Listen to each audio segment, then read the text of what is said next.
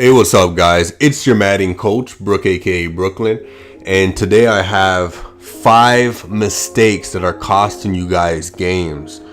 You know, if you correct these simple 5 mistakes and you're just aware of these little mistakes that you might make as a beginner, you will start to win more games. You will go from winning, every 2 games to winning like 5-10 games in a row, just by understanding and correcting these mistakes. So stay tuned, because the last mistake is the most critical. So you guys are gonna want to catch on to the last mistake, okay? So number 1, you're not looking at your opponent's last play. When you're facing your opponent online, every play that you make, your opponent is going to show your opponent's last play that he made. Okay, so you're going to see, oh, he was in a cover 3, or he was in a cover 2, or he was in a cover 1, he was blitzing, it was man to man. Like, you're going to see what your opponent is doing, and you're going to be able to prepare for your opponent's next play. So if you see your opponent go into a dollar formation and do a cover 3 match, then you know that your opponent's probably going to come up with that every third down, and the next time you're on a third down, you can counter that with a quick slant or a drive up the middle. Okay, so looking at your opponent's last play is going to give you a sense of your opponent's thought patterns, and it's going to allow you to think, okay, maybe he's going to throw to the corner route now, or maybe he's going to try to throw to the flats, or maybe he's going to try to throw a streak, or maybe he is going to try to defend this way. Like, it's going to give you an idea to anticipate your opponent's next move, and that's really the game. The game is a chess match, and you're trying to anticipate your opponent's moves. So one way to start doing that is just to take a look at the play. Just take like 10 seconds and take a look at the last play, let it sink in. And because when the fourth quarter comes and you're down by 3 points and you need 10 yards, you're going to know exactly what defensive play he's going to try to use, and you're going to know exactly how to beat it. So moving along, number 2, not reading your opponent's pre-play. This kind of ties into number 1. Not reading your opponent's pre-play is huge. Okay, like, the pre-play is basically when you're out on the field and your play's already set up and you haven't snapped the ball yet. Okay, that's your opponent's pre-play that he's giving you. A lot of times, in the pre-play, if he's in a cover 2, you will kind of be able to, see his cover 2, because you might have 2 safeties deep. If he's in a 4-3 formation, he might have 4 defensive linemen, 3 linebackers, and then 2 safeties above the linebackers with 2 cornerbacks at the side. Right? So the defense is going to be giving you different looks, and you can take a look at the defense and say, you know what? I think he's running a cover 2, or I think he's running a cover 3, or I think he's running a cover 4, or like there's a lot of guys in the box and maybe he's running a blitz, right? And it gives you like a little bit of an idea of what play you're up against, right? Because if he's blitzing, then you can probably lob the ball over the top, right? Or you can do an HB screen, right? Like, if he's running a cover 2, you might be able to hit that middle deep zone, right? If he's running a cover 3, then the intermediate spots and the drag spots are going to be open. The flats are going to be open. So it's just reading your opponent's pre-play and then using your audibles to counteract what your opponent is doing. And that leads to number 3. When you're on offense and you're throwing the ball, you don't want to, I see this happen so much times with, intermediate or beginner players, is they have this one play that they really like, and they always pass the ball to this one receiver, and they're comfortable with passing the ball to this one receiver. And if you're on defense and you lock that receiver down, a lot of times they don't know what to do. Or if you put them under a blitz, a lot of times that pressure, they will throw the ball to that same random receiver, not even looking if that receiver is open or not. Like, so the third tips is look at all your routes. Even if you're under a heavy blitz, a 7-man blitz, and you have no time to make even more than one read, if that read is not open, throw away the ball or just take a sack. A sack is 100% better than an interception. Don't throw the interception, just take the sack. If you don't have time to look at all your routes, take the sack. If you do have time to look at all your routes, look at all your routes. Take your time.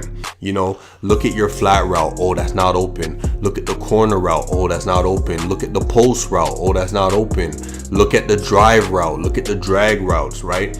Like, look at all your routes, because typically if you're in, you know, a bunch formation or a spread slot formation, you know, or a trips formation, you have a lot of receivers on the field. One of them is probably going to be open, especially if it's man-to-man defense. If it's zone, then you might have to look for, you know, where the men are playing zone. But, you know, for the most part, there's always going to be one receiver that's open, especially if you have, you know, and I can't go over everything, but there's something called route combos where you can put like a streak, a flat, and a corner route together, and it's very hard for the defense to stop.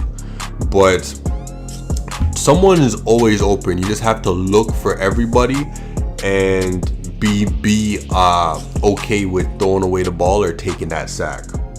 Okay, let's move on to number 4. Number 4, clock management, guys. This is so important. Okay, if you're up in the game, if you're even up 1 touchdown and it's the second quarter, you need to run that clock down. You need to get rid of the time on that clock, right? Because especially if you're getting the ball at the end of the half and there's 2 minutes left on the clock, you want to run down that time. So when you get the touchdown or you get the field goals, you take your 3 points or your 6 points, like, you're getting the ball back at the end of the half, and he might have 3 seconds to put a drive together. Okay, so, you know, you want to run that clock out, especially if you're in the second half, you're up by 1 touchdown. I see even the pro players mess this up. You know, they don't allow the clock to run down. They just keep running their offense and running their offense even though they're up. And then what happens? Someone comes back and wins the game. So, you know, you have to be careful, because in this game of football, this is still a video game and anything could happen. Someone could throw a Hail Mary and get a touchdown. So when you're up, you run that clock. You're aiming to win, not to just play for fun. Like, I'm coaching guys who are looking to compete. I'm not coaching guys that are looking to just play for fun. If you're looking to play for fun, then my channel is not for you. My channel is for guys who want to be on that top level, who want to compete, who want to win. If you want to win, you have to run that clock. Okay. Number 5, last but not least, not making any coaching adjustments. What you're gonna see is when you're picking your play and you're in your different formations, you know, before you click on your formations, you'll see at the bottom of the screen coaching adjustments. This is highly important. You can change your cornerback matchups. You can put it by speed or by route running or by depth chart or by overall. You can change up the matchups. You can change what your players will naturally do as a computer. Are they gonna play for the ball? Are they gonna swat the ball? Are they gonna prepare for the tackle? Like, you can change up the dynamics of how the computers work when you're not using them, and this is highly important. You can make your blockers play more aggressively. You can make your pass rushers play more aggressively. You can also make your option for run play more aggressively. So, you know, it really brings a new dynamic to the game. And if you're not going into your coaching options when you're online, when you're playing, this is a grave mistake that you're making, because if your opponent is on aggressive or matching up your cornerbacks, he has an advantage over you because you're not messing with those tools. So I'm trying to give you guys all the tools that you need to start winning football games. And if you put all of these things together, you are guaranteed to start winning football games. you know, and they're very simple. You know, it has nothing to do with your skill. It just has to do with things where you're just not aware of it, right? If you look at your opponent's play, if you read the pre-play and adjust accordingly, you know, if you look at all your routes, if you manage the clock, if you change up your coaching adjustments, you're gonna find that you start to win games. You know, just by being smart, you're gonna start to win more games. Now, obviously, as a bonus tip, if you guys tuned in for this long, as a bonus tip, I want to tell you guys, user. Learn how to user on defense. Okay? It doesn't mean you have to be a linebacker. I hear a lot of people talk about you got to be a linebacker. Sometimes I'm a safety. Sometimes I'm a cornerback. Sometimes I'm a freaking defensive lineman. You know, it just depends on the situation. You know, if I'm at the goal line, I like to be the defensive lineman so I can stop, you know, the run if he's trying to run it in through the middle. If I'm somewhere in the midfield, I might want to be a linebacker. You know, if I'm running man-to-man, I might want to be a cornerback and run that man-to-man route. You know, it just all depends on how good you are as a player. But you need to start practicing how to user, because this is important. Most of the times that I intercept the ball, sometimes the computer will intercept it for me, but a lot of the times it's me that's intercepting the ball. I'm intercepting the ball. Most of the time it's me that's intercepting that ball. So, you know, and that's just from reading the previous plays, knowing what my opponent likes to go to, and then putting my user in front of that route and blocking the route that they so desperately love.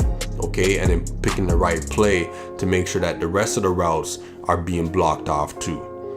Okay, so number 6, learn how to user on defense. Go into the practice field, you know, put your players on defense, pick a linebacker, pick a safety, pick a cornerback, pick any position you want, and learn how to user and stop the pass and stop plays, and, you know, start to make adjustments to your plays and start to win games.